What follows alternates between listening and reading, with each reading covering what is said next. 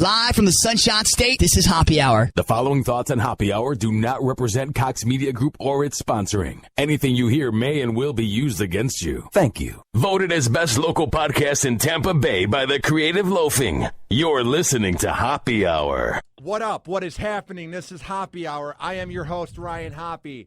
And I'm big on promoting local comedy here in Tampa Bay because there's just a great scene overall. And I'm really into Cigar City Comedy out of Tampa Bay. And live, we have David Weingarten here at Hoppe Hour. What's up, dude? What's up? You're shouting already. You're shouting. I love it. Well, my co-host and executive producer, Kyle, can attest to this. I'm very hyper. Like, off air, I'm a little awkward and quiet, but once the mic's on, I'm like a different animal. I'm like Sonic the Hedgehog. I just go right into it. It's like audio Adderall. Just, Well, I love it, man. I do have ADHD, and I also am drinking Mountain Dew right now. So when you add that combination together, I'm like the Tasmanian devil. Good, man. We have a lot of distance between us, so I'll try not to feel the agitation.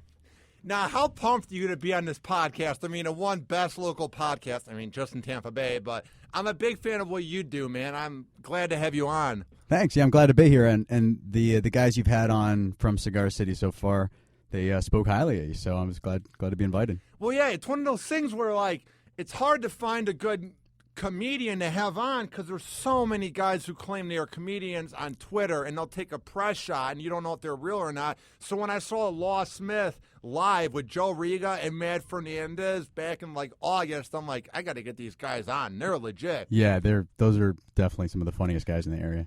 Like, that's what I like about Cigar City Comedy is it's just a group of, like, 15 of the best local comics. Because don't you agree with social media and YouTube, this and that? It's so easy to be lost with all the competition out there. Yeah, I mean, it definitely creates a lot more exposure for people that otherwise wouldn't have it. So I think it's good. You know, there's an influx of material and stuff out there, but at the same time, you know, it does water down the aggregate of comedy in the area. So, I mean, like, you know, you want to have collectives, like we're a collective of people that really are committed to it and do well and get booked. And so that collective, I think, you know, it carries a lot of weight with it because we kind of, you know, work together as opposed to, you know, scattered, dispersed, not really, you know, buying into the whole process. What is the key to getting booked? What do you do to make your name get shown? I think you got to have a big dick. I like to pull my dick out. Mine's not big, but at the same time, I feel like, you know, perspective. Like if they have the right perspective, it looks a little larger than average. It's just like that shock and awe factor, right? Right. I mean, it's grab the attention real quick. Doesn't matter the size. It's just timing there. is everything. Yeah, like in comedy, that. timing is when you pull your dick out is paramount. Now, have you ever whipped it out and the girls are just like, I need to get on it right now? That never happens, and it's less of a whip and more of like just kind of poking out the zipper. I don't get the whole whip factor. Yeah, you see that in porn, like when the movie's beginning, she's like, let's see what you have, and they just whip it out, but that's proof that porn's not real, I would assume. Well, and they're always confident. Like, I would never be confident to whip my dick out. It's always kind of like, you know, it emerges out of an awkward scenario. It is weird how porn just gives us, like, a fake outlook on, like, sex in general. Like, we just think that some MILF's going to come over and be like, I'm horny, let's bang. Yeah, and, like, finishing in a condom just seems completely unrealistic. Like, there's so many places you can finish. You just have to explore them all. What's the worst part about porn is I hate when they, like, zoom in on the guy and he looks like he's trying to, like, carry furniture. Like, his face is like, and you're like, why are you showing this dude? Yeah, a lot of times they get too wrapped up in, like, the whole videography. Like, this has to be a production. Dude, it's balls slapping ass. I tuned in for balls slapping ass. Yeah, I hate when they zoom in. I'm like, okay, I don't need to see the actual act. That's not what I'm going to Pornhub for. It's not Health Hub. No one needs to see the thing go down. No, you know? I kind of want to see the thing go down. I need to see insertion. I need to be – that's the only way that I can vicariously, like, live that moment. I have to see balls slapping ass as there's insertion. You're talking to the guy right now that prefers to watch, like late night Showtime. I swear to you that we've had many talks about this. That's his go-to is late night. Now, Showtime. is that what the church tells you to do, No. do you have your own thoughts about porn? I'm not religious. I'm very awkward around girls. So for the last 10 years, I've almost had this fake outlook where when you watch hardcore Lisa Ann, you think that's how girls are going to be. So now I'm finding this new sentimental side of me where it's like I want to watch a Cinemax film or Showtime. Like You've regressed. How does that happen? How does that happen? I don't know. It's weird. It's like I'm 14 We got to years get you old. back to Bukkake soon, man. You're DPs. yeah. That's what I tried to explain to him. Like I always call him a man child. Like all of us started there. You start at Cinemax, you start at Showtime, all that stuff, and then you move on to the, Right. the, It's the like free it's stuff like if and you all the drink crazy scotch, stuff. you start with a blend and then you work your way to single malt. You don't go single malt and then this is too tasty. I have to remove myself from luxury. Yeah, and somehow he freaking jumped backwards in time and thinks it's completely normal. Hey, we're going to talk about this offline a lot more, but I'm a little disappointed that could actually happen. Dude, it makes me have hope that I'll find a girl that's real because you see the acting when it's like they have to work for it. I don't want to just go to Pornhub.com, zoom into 4 minutes, and know that I'm good. I want to have to watch the scenario play out. It intrigues me. Are you going to plug your eHarmony profile on this podcast? I'm not on any site. I'm on OkCupid. That site's trash, and Tinder is like the new adult friend finder of the smartphone. Enjoys long walks on the beach. Really he does. Yeah, I do for real. like walks on the beach. It's not even douchey. That's why I moved here. Because me and you were talking off the air. It's weird. You used to live in Cleveland for 13 years. I Roughly. worked there. What is your take on Cleveland? What's wrong with that city? Oof. I think they are finally coming out of it, but for the longest time, they just were wasting prime real estate. There's an airport on the water right next to the Brown Stadium. That's waterfront property being monopolized by an airport. That's dumb. Yeah. And then the flats were just vacant for years. They're finally building out the flats, but The Flats is creepy, dude. it used to be great. The flats is what Cleveland was known for, and it was built around, and then it just completely fell off the face of the earth. So you had this gaping wound in one of the major parts of Cleveland, and they just recently started addressing it, which is good. LeBron coming back definitely helps the city. The Browns, horrible every year, doesn't help the city, but I don't see that ending anytime soon. They're worse this year than I thought they would be. I mean, that Browns? coach of them, it's a joke that he basically puts Manziel in a timeout for 2 weeks, and now he's like, okay, you want to play? Here you go. Like, what an awful way to coach. He's gone. I'm surprised he's made it this far, man. He and the owner are at odds. The owner is a Steelers fan, by the way, so he can't be trusted. Are you I serious? swear to God. Dude, he's a huge Steelers fan that owns the Browns. That's kind of like a fucking, North Korean being president of the United States. You just can't. You have ulterior motives. That's like if Trump were to win, basically. This country would be, it'd be fun, I think, for a while until he showed exactly how crazy. At first, it'd probably be a celebration, a crazy celebration, and then it would turn into just people like lemmings jumping off cliffs. I never liked Trump, and I'm not going to sit here and say that I would be a good analyst on MSNBC or Fox News. Like, I don't know anything about that whole genre of politics, but I will tell you this. There's something about him that's really beginning to kind of creep me out. At first, when he called out Megyn on Fox Megyn News, Kelly. that was great. She's so hot, but such a cunt. I don't know how that combination. How does that combination stay around on TV? I don't get it.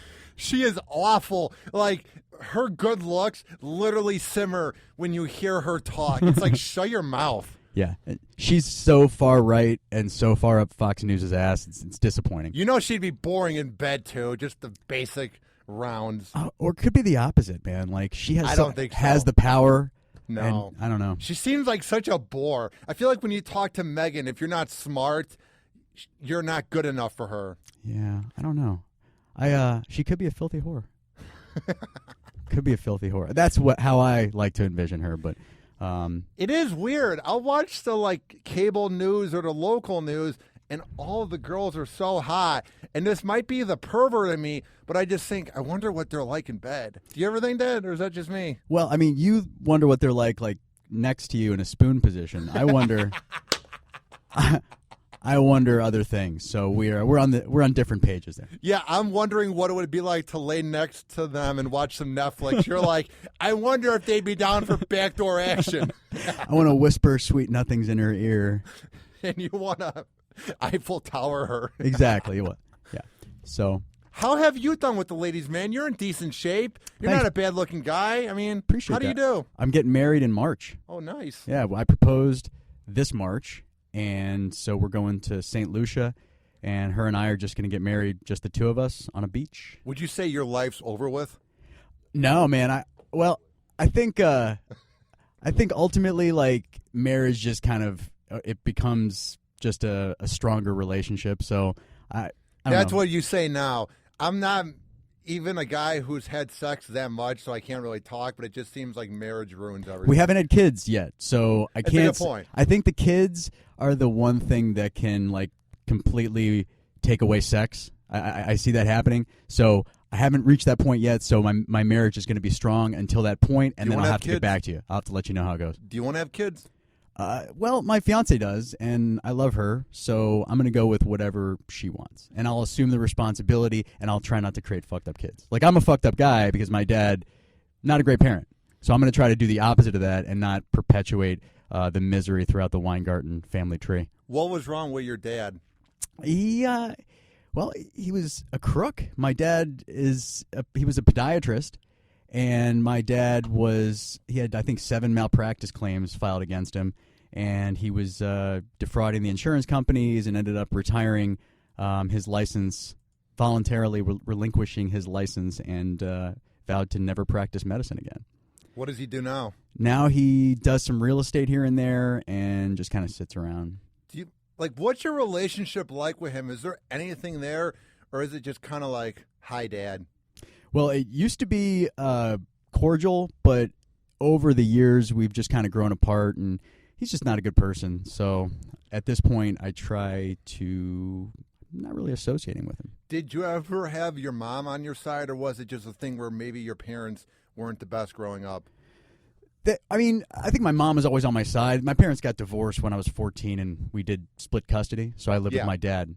So I got to feel the wrath of my dad firsthand, and he's got some good qualities, but some really troubling qualities, and I try to. It seems like you were able to fight adversity. Some people would blame their parents for them being mess-ups in life, but you're like, nah, I'm not going to let that hold me back. That's sort of the vibe I get. Yeah, I think it's good because it breeds good comedy. You really have to be fucked up internally. There has to be some sort of mental disposition in order for you to want to do stand-up comedy. So I think I have the pedigree to be a good comic, ultimately just because I have that pain and sorrow just festering inside of me. It is weird how some of the most talented and creative guys are the ones with the most effed up lives or the most weirdest times growing up. You know what I mean? Like a normal person that grew up with a great life from age 0 to 18 are the ones that end up being lawyers with mansions. You know what I mean? I think ultimately, and if you look at historically the good comics, they all have some sort of demon. Or vice. And you hear that.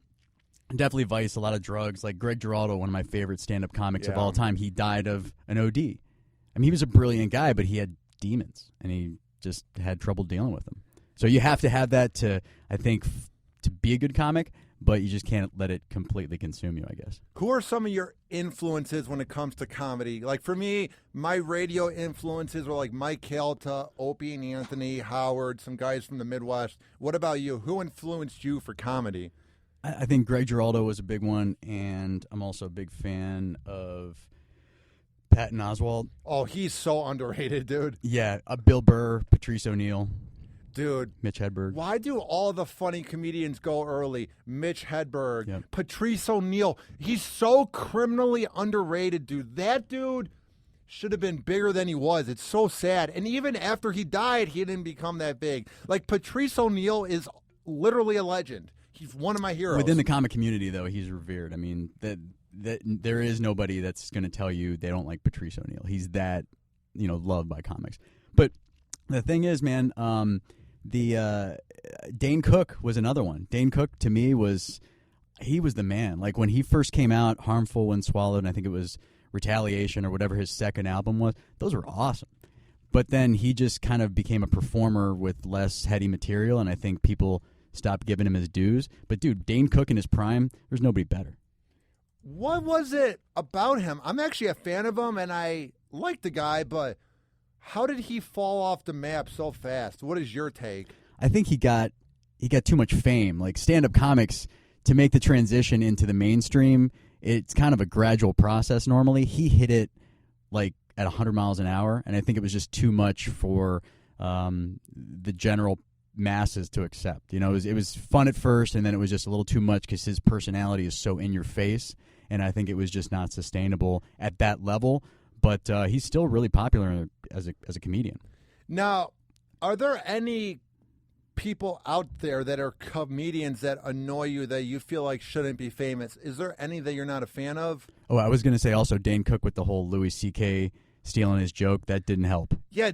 Does that happen a lot in comedy, plagiarism? Because I feel like sometimes it's being influenced, but then sometimes it's like taking a joke. Like, are there any comedians that annoy you? Absolutely, yeah. I mean, I don't want to go through their names. I bash my dad willingly, but I'm not going to go through any comics. Yeah, it's one of the things where there's so many out there that I feel like we know the names. It's just like, if you're funny, you don't need to copy material. You can just base it off your life. The comics that copy material are the ones that don't have anything really going on in their life that's worth talking about. So then they have to look at other comics to get material. Yeah, I mean, it's, that's a cardinal sin. You don't want to be on the you don't want to be the one that lifts material.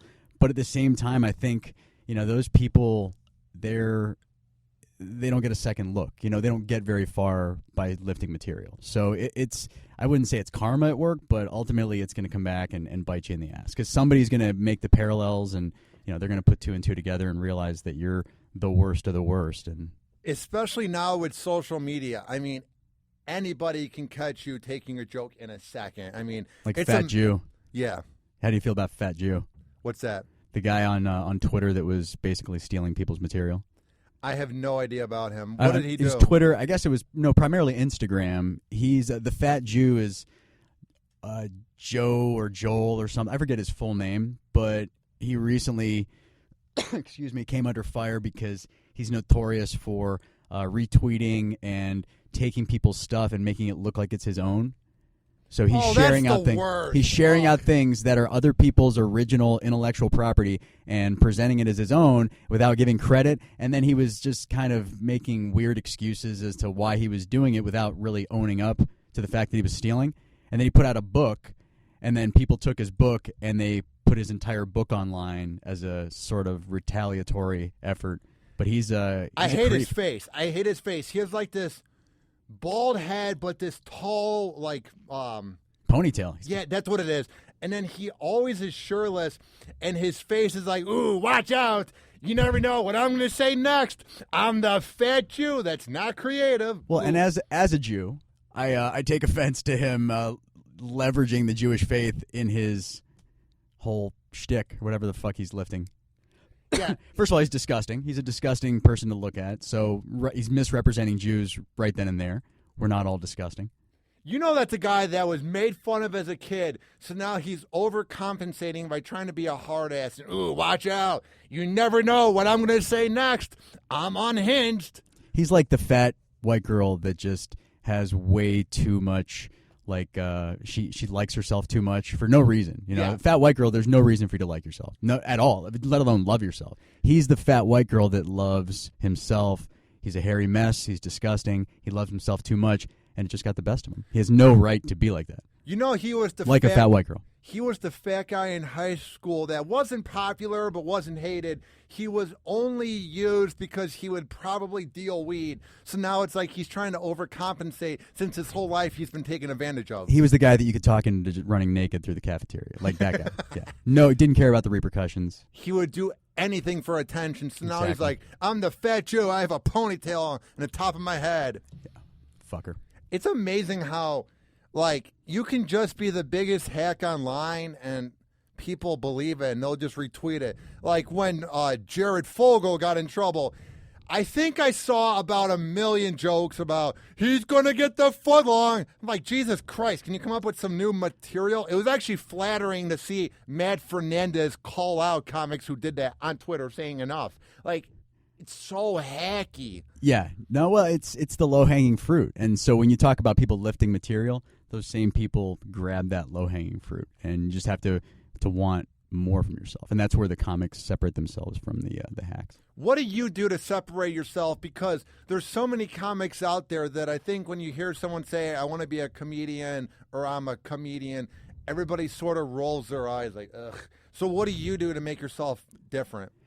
I think for me, I try to make sure that my premises aren't an overlap or something you would consider hacky. Something I feel is original, something that represents my weird, twisted perspective. And I use a lot of voices, dialects, characters, and stuff to kind of bring home my points.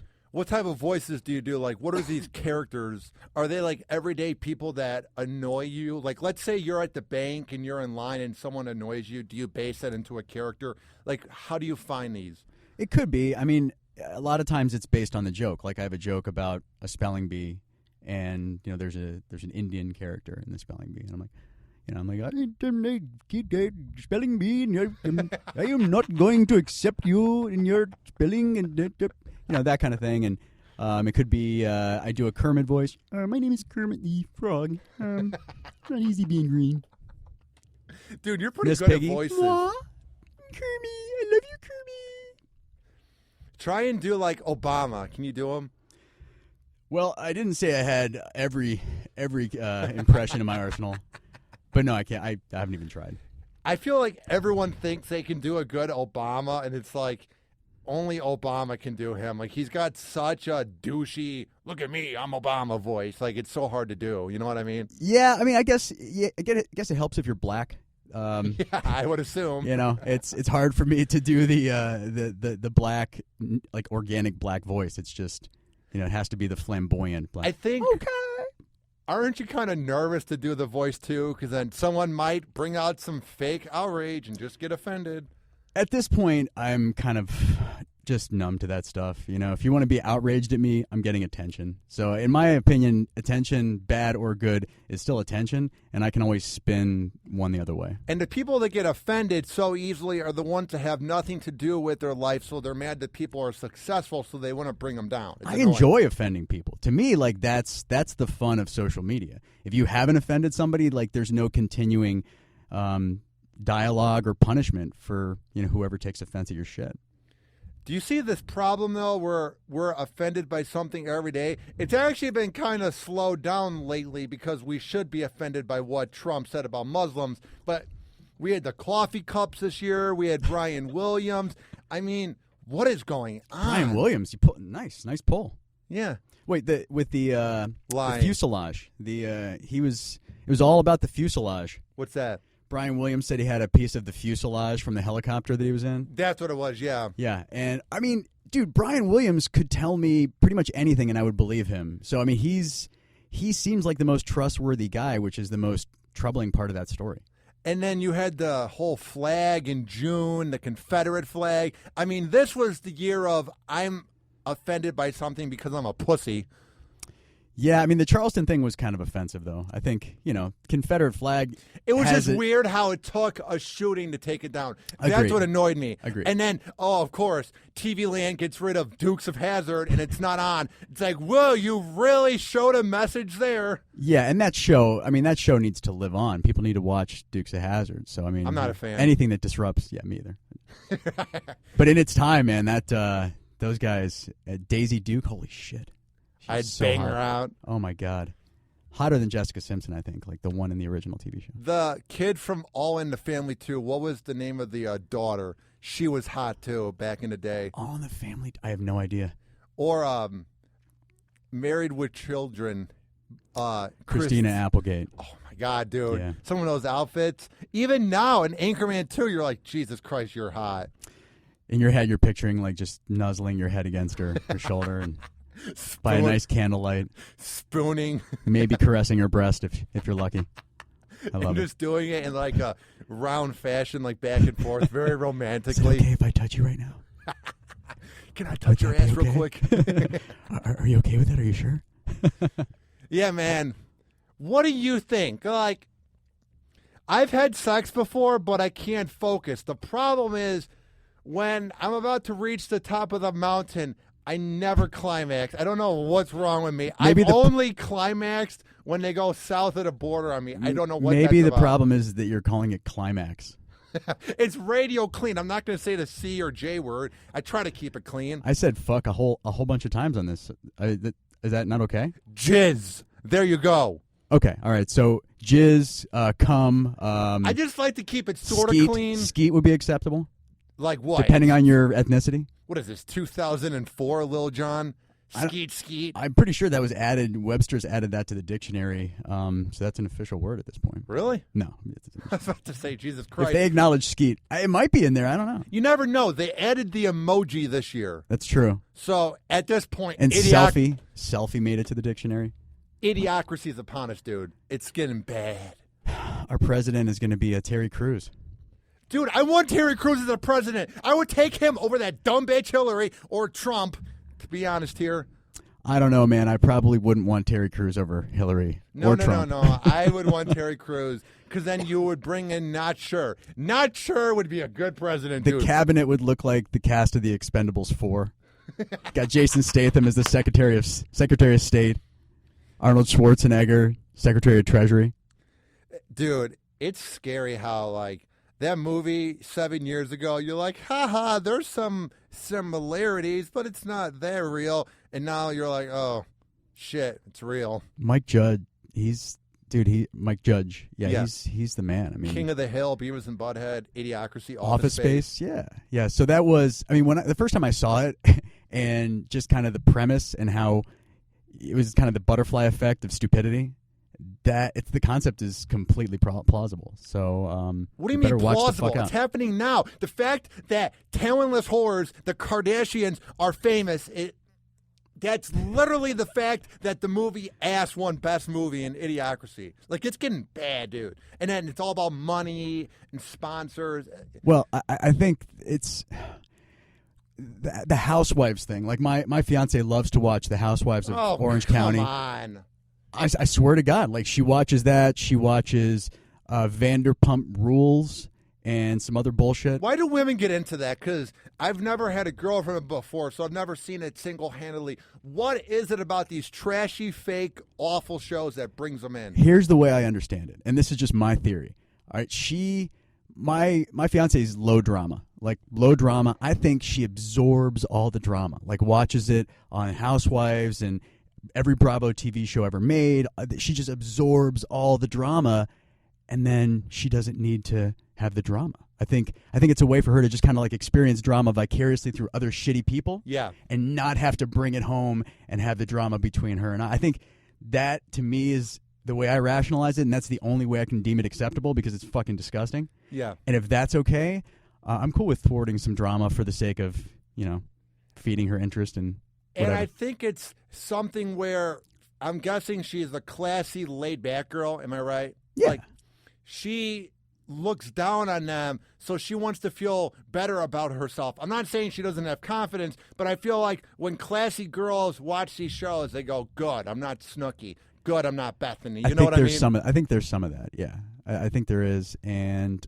I just hope that I don't see her with the Botox and the collagen and all the other... What about some implants, though? That wouldn't be bad. I would never object to that. You're right. Never object to that. And I told her, I said, hey, I'm all in favor of whatever you want to do. And I gave some examples. I said, hey, if you ever want to get breast implants or whatever. And she was like, it's not out of the question. So I was like, I'll support you with whatever you want to do. I feel like lip implants are very underrated. That could be key. I don't know the long term. I think long term, that's a bad move. Get some duck lips. Yeah. I mean, have you ever seen how those things get botched? People ended up looking like cats. It's bad, dude. Yeah, the cat women. Can you imagine if, like, you got married and then your wife started to look like a cat? How the fuck? I couldn't deal with that. Gets all hairy. Like, once you get the duck lips, then you grow hair in the tail. Yeah. She starts, like, eating off the floor out of a bowl and, like, meowing at night. And I can't have that. I mean, some girls do that already for money, eating out of a bowl. It's sad. That's true. Yeah, I should have been more specific. Yeah. sad. I love when you're watching a porno and the girls look so unhappy and you're just like, they're not making that much money off of this. I don't know, man. Like, I watch the ones where they're happy. Well, it's one or the other. It's either really happy or they're getting punished and not happy at all. And I'm happy because that's the type of porn I wanted that day, you know? Sometimes I like the running mascara. Like tears and sweat and bukkake all mixed together in one dripping mascara, like symphony coming down from her eyes. Sometimes she's laying on her back and it's like running down like into her hair. I don't know. Sometimes I'm in that mood. Not always. Jesus Christ, dude. Not always. You seem like you're a freak, dude. Because whenever that even shows up in a pop-up ad, I just feel bad. I'm like, that's someone's daughter. That's someone's. Oh, don't get me wrong. I do feel bad. Like, I feel bad that I'm enjoying it and that's happening and that there's a genre of porn of that variety and that I'm watching that genre of porn. I'm supporting the industry. I'm not helping humanity. I feel bad, but I still do it. I love reading the comment section. It's like, that was the best part when this happened and then this and this. Yeah, stick her head in the toilet. I like when you punish her and put her head on the step and then you... Yeah, flying elbow to her face and she was knocked out. I also love, like, reading comments. I mean, I don't add that many porn actresses on Twitter, but it's like Bridget B., Lisa Ann, Brandy Love, and I love reading the comments. They're like, baby, CUM over right now. Like, she's never heard that before. It's so unique. Yeah, I guess there's hackiness in online commenting. Who does porn comments anyways? Like, have you ever seen on some of the porn sites you can, like, favorite it and send a link to your buddy? Like, who's sharing porn clips? Like, if I sent you a porn clip, that would be the last time we ever had correspondence. Like, you'd be like, Dave, what the fuck? We're not going to jerk off together. That's not going to happen. That happened one time. I was using a touch screen pad that I used to have, and the screen froze. And it almost shared it to Facebook. I was like, crap, exit out. How is that even an option? How does Facebook allow their API to be accessible by porn sites? Because Pornhub has this thing where it's like Facebook, Twitter, Tumblr, and even probably LinkedIn. Mother of God. It's like you do that. Who's doing that? I've never yet seen somebody share something on Facebook that originated on a porn site. That must be a false button. There's no way. You got to check out this clip with Lisa Ann. She really hits the top of the mountain here. There's one for like LinkedIn. Dude, it's weird how the internet is basically porn. Like, if I had a kid, they're not having a smartphone, they're getting their internet locked down. Like, when my dad would lock down my internet, I hated it. But now you see all the filth online, and you're like, yep, my kid's not seeing that until they're like 18. Yeah, I don't know, man. I don't know what I'm going to do because when I have kids, I mean, it's going to be a little while off, but when I have kids, I have no idea what technology is going to look like. I mean, the internet, scary. Yeah, the internet may be historical at that point. I don't know what it's going to evolve into, but at that time, I will try to make the best decision representative like what I was seeing as a kid and do right by my little midget. Dude, I wasn't allowed to have a Game Boy till I was like 10 or 11 years old because my parents wanted me to kind of play outside. When I go to these Tampa Bay Lightning games and I cover them for 102.5 The Bone for the promotions team, I'll see kids walking by taking selfies in front of like the front of it, and they have to do like 9 different angles, and you're looking and you're like, this kid's like 9 years old. That's bullshit. Yeah, I don't know. Like, if you get your kid a cell phone at 9 years old, I mean, they shouldn't be that empowered at 9 years old, right? I mean, that's too empowering for a 9-year-old. It's not the fact that they could like do shit on the phone. It's like, that's too empowering. I don't want my 9-year-old to have that kind of power. Those are the parents that don't know how to discipline. They're afraid of their kids, so they're just their kid's best friend and buy them whatever the hell they want. Yep. And yeah, that's a scary 9-year-old with a phone. Dude, it's getting bad because, like, it's just with Facebook and this thing where we all need to share what we're doing. Like, obviously, I share a lot because I want to make it in radio and I want people to see what I'm doing. But you never see me, look at this spaghetti meal I made or this and that. It's like, I hate when people do that. Those are people that have nothing going on with their lives, so they have this fake ego of hiding behind a keyboard, trying to get attention. Yeah. No, and it makes society so narcissistic. I mean, you constantly are, things about you and you're, trying to get validation and all that shit. It's just, at this point, it's so easy that it's become part of everybody's daily routine. So if you want to, excuse me, if you want to have people liking your spaghetti, like you said, I mean, if that's what gets you off, if that's what makes your day, that's a sad existence. So I personally like the fact that I haven't posted any food pics or expected any validation as a result of my food pics. Yeah. And I feel like I haven't fallen into that trap, but I think we're the minority. What about the people? I used to be like this. I used to be 295. I was completely out of shape. And 295? Yeah, now What are I'm you at like now? 238. Wow.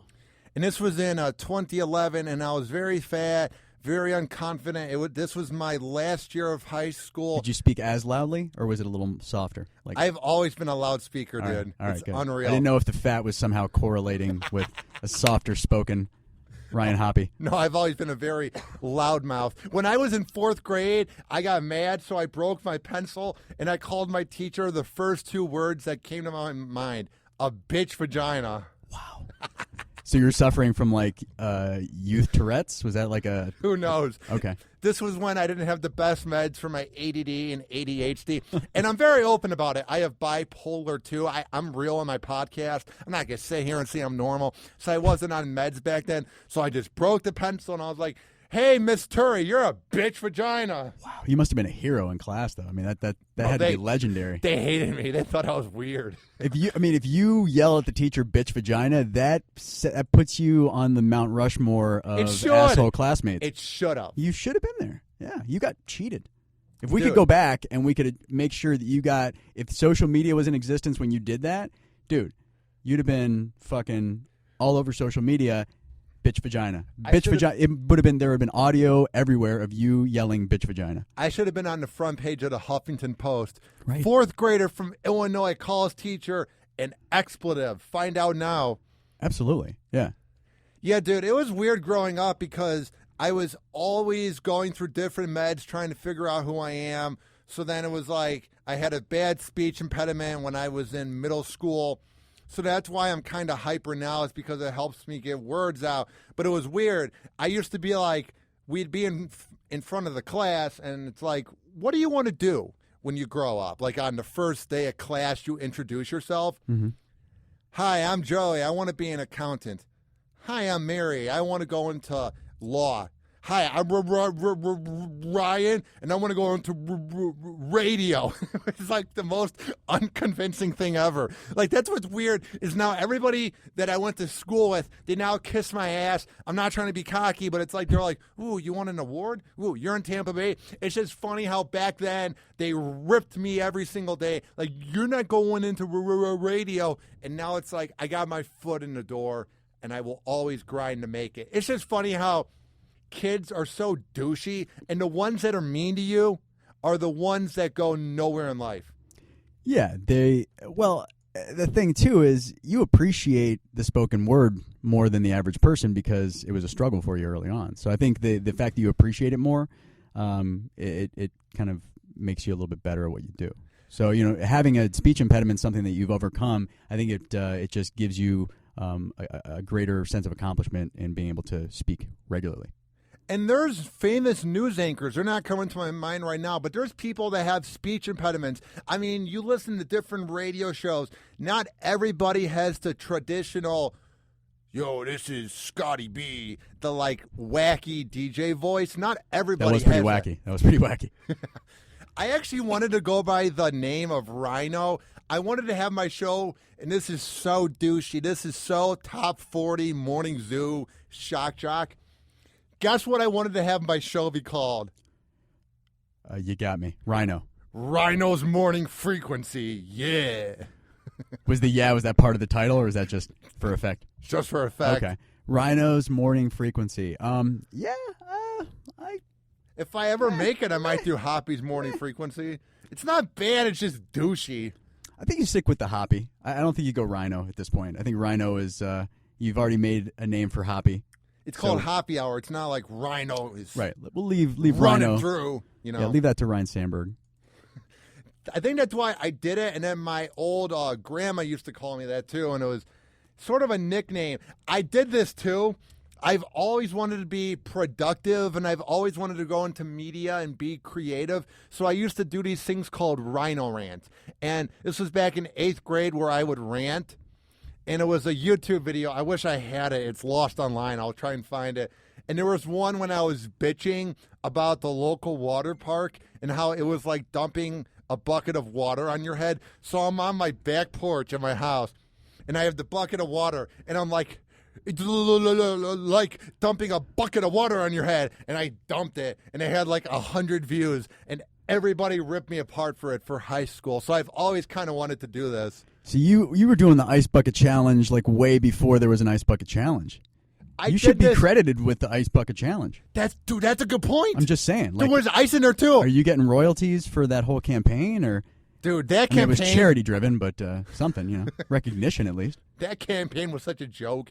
I mean, I did it. I did it too. in a bikini. You did? I did it in a woman's bikini. It wasn't a joke in a bad way. It was just that was sort of kind of like that thing from 2012. What was that called? The thing in Africa. Coney. Thank you. I was going to say Kuno. Coney. Close enough. Everybody cared. I remember back in high school. Cared. Nobody really cared. It was all about doing it online. Like, that was one of the first things where it was social media, like, outreach. That was like, I'm being a missionary. I'm going to change my picture to Coney 2012. Right. Same people that changed the channel when the African Kids Foundation comes on asking for donations. Those people were very outspoken about the Coney thing. You pick your battles when it's popular, but when it's not, you're not as philanthropic. What do you think of kids my age? We're given this riveting name. There's baby boomers. There's X. What is that? Generation X? Generation X, the millennials. You have the 90s kids. Now you have the millennials. What do you think of us overall? I think we get too much hate, but I think we put it on ourselves. But then again, I think because of social media, it's just easy to rip us. Well, I mean, if you say you're representative of this generation, I'm worried about your porn appreciation. That to me it's concerning. But other than that, I'd have to go with just short attention span. You've got this millennials. They don't have, their attention span is so short because they're so inundated with information and accessibility. I think it creates a little bit more of a kind of fluctuating set of interests. Dude, it's weird. A Vine is too long for me. The other day I was trying to watch a Vine and I was like, okay. It was weird. 6 fucking seconds? Are you kidding? It's already been 3 seconds. I'm not kidding. It was a dumb Vine too, but I was just like, okay, what's on SportsCenter? I immediately moved on. It was like, that wow. is the heightened definition of ADHD. I can't wait 6 seconds. I can't. Dude, I get annoyed when I'm watching like Boardwalk Empire. Have you seen that show? It has a 1.5-minute intro. Or The Sopranos. I skip through the intro, or The Wire. All these shows that have long intros, I'm like, okay, let's get to the meat of things. I don't need the... Once you see it, you just need to see it once. Like True Detective had a cool intro, but you see it once, and then you better hope it's on DVR. Yeah. What are some shows you watch? I watch a lot of shows, so I probably know them. I like, you know what? I'm a big fan of Law & Order. I've probably seen every Law & Order episode. I'm talking Criminal Intent, SVU, and the regular shit. I've seen so much Law & Order over the course of my 38 years at this point. Dude, you look like you're 31. I didn't think you're 38. Thanks, dude. Thanks. I'll take the 7-year, yeah.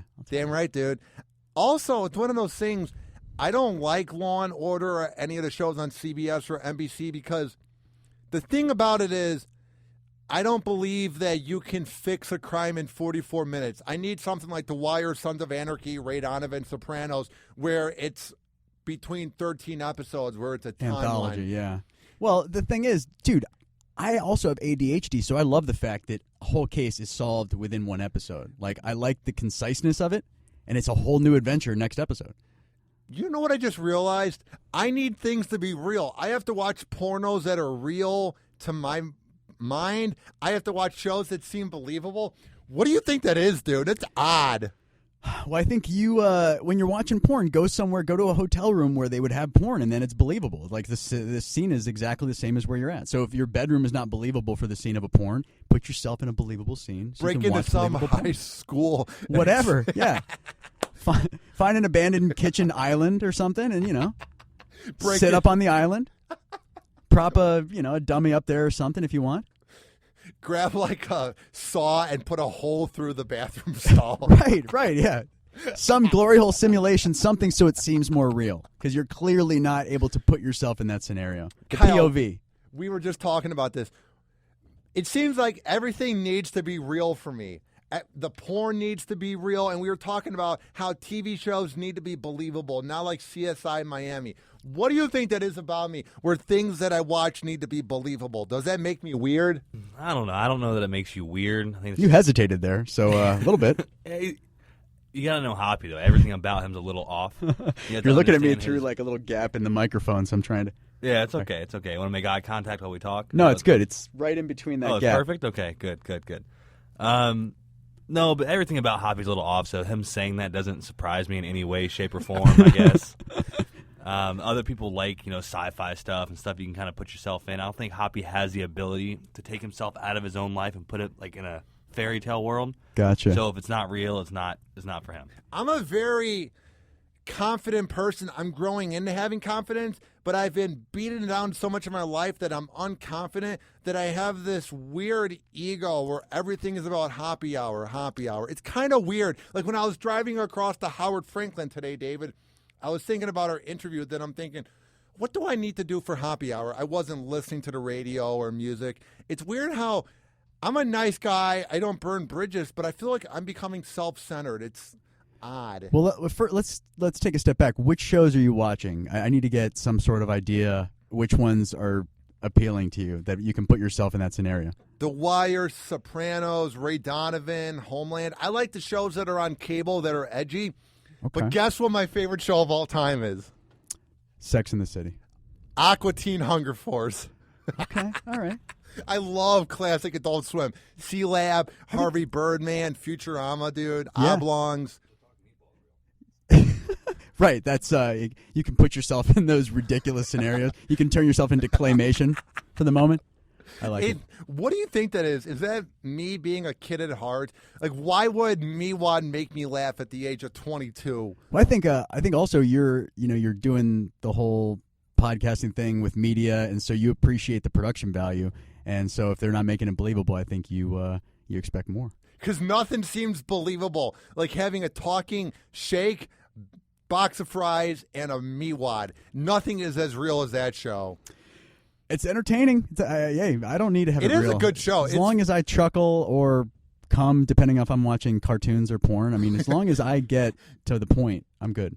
Yeah, I hate when you're on a porn site and you see hentai and you see like Peter Griffin banging Lois, and you're like, all right, what's on TV? Like, that is the ultimate mood killer, is when you get that pop-up. I'm like, all right, I don't need to see this. It is kind of interesting. Like, you're like, oh, they did a good job, but yeah, it's completely disturbing. And I don't want to see the Simpsons cock. It looks like a Simpsons nose going into Marge Simpson.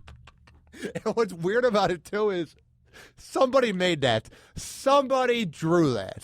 That's what creeps me out about, like, the Japanese porn and all that. Somebody sat down and made that on a computer. Like, they took the time of day we're given, and they're like, I'm going to make Japanese anime porno. There's some sad people out there, sadder than me. I think ultimately the saddest thing I've ever seen online is somebody took the time to take the entire Bible and translate it into Pig Latin. I was doing some research on Pig Latin for a joke, and I came across, it's called Ibel Bay, and they have every single book of the Bible completely transcribed into Pig Latin. That's the saddest thing. And they weren't selling this. It's just there online. You can look. It's free. So somebody did that for free out of the goodness of their Are you a fan of the biblical heart. Bible? No, I have, Me neither. I have disdain. I got bar mitzvahed, and then I kind of abandoned all religion, and I just kind of try to be a good person It's weird. some of the time. I feel like I need religion in my life because my one friend, I think he might be going crazy, but he calls me, and he was the guy that played basketball in high school, normal guy. He calls me, he talks about how he's depressed, and then he's talking about how he found God in his life and how God needs Conversation to talk over. to me. He wouldn't have made it through that sentence. Well, I didn't want him to kill himself. It was weird. So then he later- found God. He's good. He'll be fine. God will take care of him if he kills himself. And then the best part is, later that day, my mom's talking about how much smut I watch on TV, like The Wire, and how edgy my show's getting. That's smart. I got you. And the best part is, she said, I needed to find God in my life. So then I went out and I drank this weekend, and I went in my Uber. That was your search for God? I don't know what that was. That was my search to forget how awkward I am. So I drive the Uber home. Wait, no, I didn't drive the Uber. Thank God. I took the Uber There home, you go. and the Uber driver said to me, I think you need God in your life. And I was like, what? Are you kidding me? 0 stars. Can there be a 0-star rating? I was so uncomfortable. He's like, well, I have your number now, so I'm going to text you some Bible videos. So he sent me a text of it. I have it here. I was like, because the next day. What did you say to incite that conversation, though? Did you bring up God at I have all? no idea, dude. Did you say anything that was in any way God related? That's what's Did you weird. say, Jesus Christ, you suck? And then he was like, speaking of Jesus Christ, maybe I suck because you suck and you need to find God. What's Dude. that? There you go. Don't pray. Just don't give him any indication that you want to find God in any way. It was just weird because I'm like, people have told me this in the last week. So I thought about going to church, and I drove by a church, and I'm like, I did that for 18 years. It's not for me. Like, church is the most boring thing ever, sitting there. And what I love is there's the separation in life. We're like a person and a half away from each other. So that priest knows somebody who touched the kid. Whatever, moving on. Wow. Well, I don't know, man. Like, maybe he doesn't. Maybe he doesn't personally know a child molester. That's kind of tough to accuse every priest of knowing or being a child molester. They know somebody who knows somebody. Implicit. Yeah. I mean, everybody knows somebody who knows somebody. It's the 6 degrees of separation from Kevin Bacon or a pedophile. Yes, I'm not a religious guy. Well, it's really all you can blame all of this on me, and I personally am willing to accept anything that'll give me a greater stake in hell. I'm good with that. What if this is hell? Wouldn't that be weird? This is not bad for hell. I mean, I would like to have some headphones right now, but ultimately, it could be worse. Have a mic cover? Yeah, something like that. Yeah, hell Nice is when bottle of water. I wasn't even offered a bottle of water. I don't see a tiny fridge in here. It's kinda Sorry, I'm bullshit. not as professional as you. Now that David you mention it, Weingarten. this is kind of hell. Yeah. The room's half lit.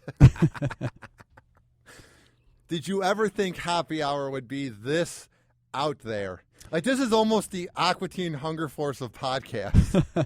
I'll take it, man. I need to watch more Adult Swim. So if that's all that comes out of this, then I'm satisfied. Some kids are about Netflix and chill. Mine is Aqua Teen and chill. If I can find a girl who wants to bang after we watch 11 minutes of Aqua Teen, I will marry her on the spot. Let me know. That's like in Office Space when he finds Jennifer Aniston that also loves to watch Kung Fu. Good luck with that.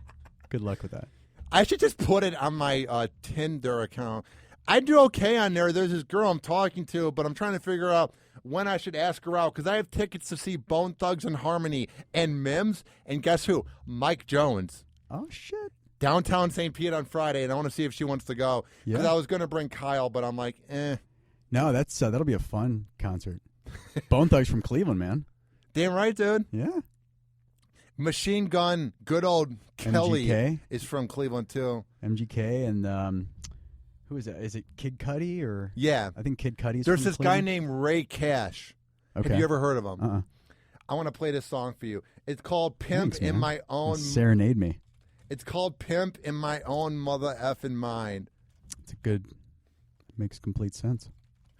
I got to play this for you real quick, dude. It's great. It's from like 2004, and he's like a one-hit wonder. And the best part about it is he's from like Rocky River, Cleveland. Like, Yeah. the suburb. Like he's west of downtown.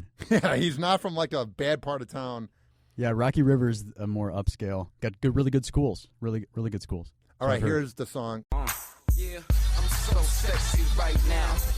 Flip your mirror down, look at yourself if you're sexy. A pimp in my own fucking mind. Yes, I'm a pimp in my own fucking mind. A pimp in my own fucking mind. Yes, I'm a pimp in my own fucking mind. A pimp in my own fucking mind. Yes, she love the way I walk. It's like Cleveland. How legit is that song? That's not bad. That is literally Cleveland. Like just sort of a blue collar rap song. Like you wouldn't hear that from like New York. I'm a pimp in my own mother effing mind. I mean, you might. Yeah, you might hear that. Every rapper's a pimp in their own motherfucking mind, right? Would you say you're a pimp in your own mind? No. I'm limp in my own mind. I have a limp, too, because I have scoliosis in my back. Thank you, God. Jesus. You know what I mean? Didn't have to go there, man. But we were riding high. Scoliosis in there? bipolar, ADD, ADHD, anger management, It's a nice, awkward around girls, speech impediment. Like, God just blessed me with all these. Beautiful cocktail of loveliness. I can't climax during sex. Woo! On your eHarmony profile, you just need to put, like, those are the side effects, just like the list of bad ingredients. Are you allergic to peanuts? Are you, that kind of stuff. And just put, here's the deal. This is what I have. If you like it, swipe right. Right. If that's one of your things, one of your fetishes. You're listing all your problems, and there's a to be continued to, like, the next page. And if she makes it to the next page, then you're golden. If she's like, okay, 65, 66, scoliosis, all right, 67. It is weird to think that there is some girl out there who's going to marry me. There's like 1.6 billion people on this planet. I would hope there's a girl that'd be like, yeah, I'll live with Ryan Hoppe for the rest of my life until I cheat on him with the plumber. Wow. Yeah, I mean, hopefully not for a while, right? You live happy for a few years at least.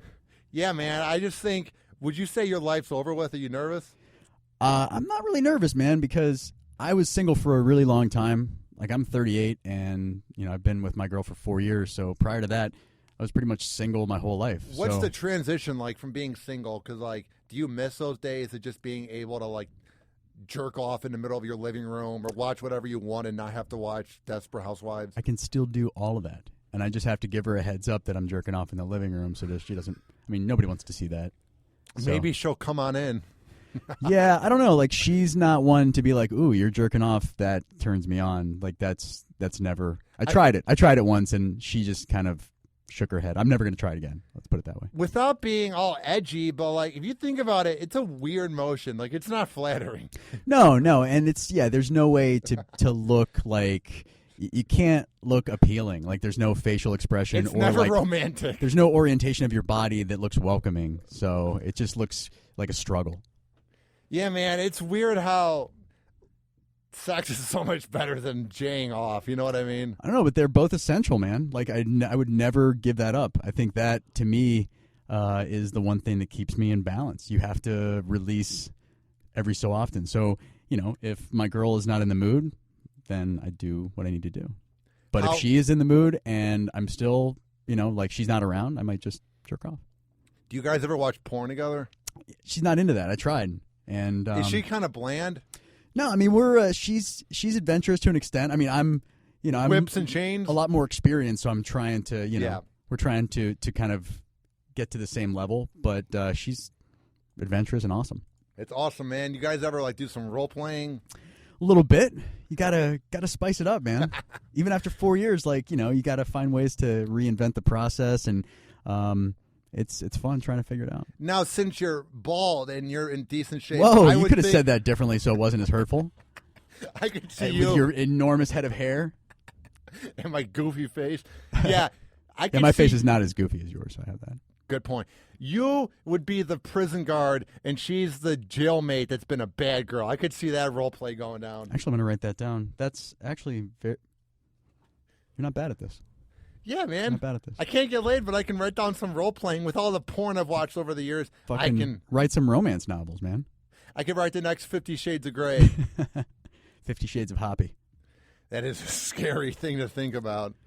But no, it's good, man. You find I waited a long time. I found the right girl. We're good. She supports me with my, ridiculous comedy aspirations, which that's hard to find, and it's gonna be a good marriage. What was it when you said, "This is the girl I want to be with the rest of my life"? Like, when you were single, what was it where you said, "Okay, I never want to be single again"? Well, I mean, as you get older, if I was 25, I might have, tried to see. I don't know. Like, when I met her, I knew that was the woman I wanted to marry. But I think, if I hadn't have met her, I would still be single. It was her more so than, like, the timing and my state of mind. But when you were single, were you like bringing girls home a lot, or was it just kind of a dry spell after dry spell? No, I did pretty well. Like in Cleveland, Charleston, here, like between Dude, Cleveland girls are the worst. Oh my God, are they? It depends on your standards. You go through. There's peaks and valleys, and sometimes in the valley, you lay with the cows a little bit. But what I love about girls in Cleveland is all the hot ones are being surrounded by like 20 dudes who are wearing like a Kozar jersey at around the corner. It's like, exactly, dude. Kozar jersey better than like a Trent Richardson or a Tim Couch jersey. Like, I mean, at least there's some clout with the Kozar jersey. I would see a lot of guys rocking a Tim Couch jersey at Cleveland. It's almost a mockery. It's almost like a joke if you had the Tim. I mean, that was the first jersey when they came back. That fucker. Fucking Tim Couch. Are you a Cleveland fan? Big time. Yeah, man. There is such a curse over that city. It's odd. It's amazing how, like, a fan would be a better GM than what you guys have now. Oh, dude, they're going to clean house. I don't know if the GM and coach are going to be fired after this year, but at least the coach, and it should be the GM. And we need somebody that is fucking capable of running a team. I mean, the Browns, I say it's kind of like having a brother in the Special Olympics. It's like I root for them. I hope that they win, but even when they win, they just don't win. It's not a win. It's kind of a win for them. Yeah, that blocked field goal that was taken back for a touchdown, to me, that was what represents them for the last 15 years, especially since it was against the Ravens. To me, that was just like Cleveland Browns football altogether. Yeah, and at this point, if you look at it strategically, let's get a high draft pick and not fuck this one up like we have every other draft pick except for Joe Thomas. So strategically, lose out, make sure you find out who's good and who's not, and then try to do something different in the draft and not suck as bad as you have for the past 15 years. Chad Zumock, a comedian from Cleveland, said it best last night. Manziel would be a good first-round draft pick for a team like the Patriots, but when you're the Browns, you cannot take that risk. Yeah, well, the problem there is Mike Pettin, I guess, I don't know, he's handling Johnny Manziel different than the owner wants him to, and so they're at odds, and then Johnny's fucking up, and it's this whole weird dynamic of inability to put him in a consistent position. So now at least he has 4 games to see what he can do and not be an asshole, hopefully. And we'll see what happens. I can't imagine being Mike, dude. And like, you have the whole city hating you. You're 2-10. Like, you have nothing to live for, and you live in Cleveland. You talking about Johnny or the coach? Both. No, I don't think everybody hates Johnny. I think the city of Cleveland actually is going to rally behind Johnny and just hope he doesn't continue to be a douchebag and shows us something on the field. We're so hungry for anything. We cry a lot as Browns fans. Have you ever cried? A lot. I'm close to crying right now. It's yeah, you're about to tear up a little bit. Yeah. Well, dude, Chad Zumock, you mentioned. I had that story I was going to tell you. What's up with Chad? Okay, Chad Zumock. I don't really know the guy, but when I lived in Cleveland, I entered this contest, which was Metro Mix's most eligible bachelor and bachelorette. Yeah. Cleveland, and I won. I won the most eligible bachelor, right? Yeah. So I went to this dating game, and they had me and the most eligible bachelorette, and we were in this dating game scenario, and we each had to like ask questions, and random women behind a smoke screen would answer those questions, and we'd choose one and go on a date with them. And the girl chose Chad Zumock. And so I chose a girl who happened to be the girl I was dating. It was like a weird fucking kind of a bullshit thing, and then we broke up right afterwards. But she won Chad Zumock, and he was a comedian at the time, which was a while ago, and I never got to know him, but that was my first introduction to that dude. So I hear he's still a comic and whatnot, but that's a weird set of coincidence.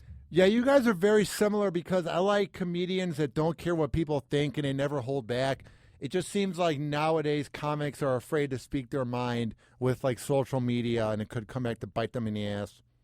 Yeah, no, I mean, I think you have to, like I said, you have to take risks and say good stuff and bad stuff, and any kind of attention is still attention. So you have to be willing to accept both of them and just kind of deal with it as they come along. And now, speaking of attention, before I let you go, where do you want to see yourself in 5 years? Like, where should David be when it comes to the comedy world?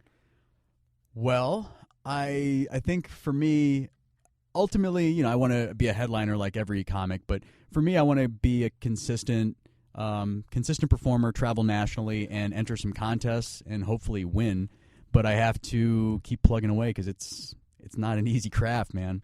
To me, Tampa Bay is so possible. They are so loyal here. They know their comedy. They know their radio. They know their like acting and like theater. So to me, there is so much potential. Rock music. This city is badass. Good, man. Yeah, I like the passion. Law Smith is another one of my buddies that loves the city, and it definitely has a lot of potential. I think showcasing the talent like you're doing is a really good thing to try to bring some eyes to the city. And where can people find your work? Because I want to showcase it. Where can they find it online? David Be Funny is kind of my handle for social media, website, everything. That's David the letter B Funny. CigarCityComedy.com.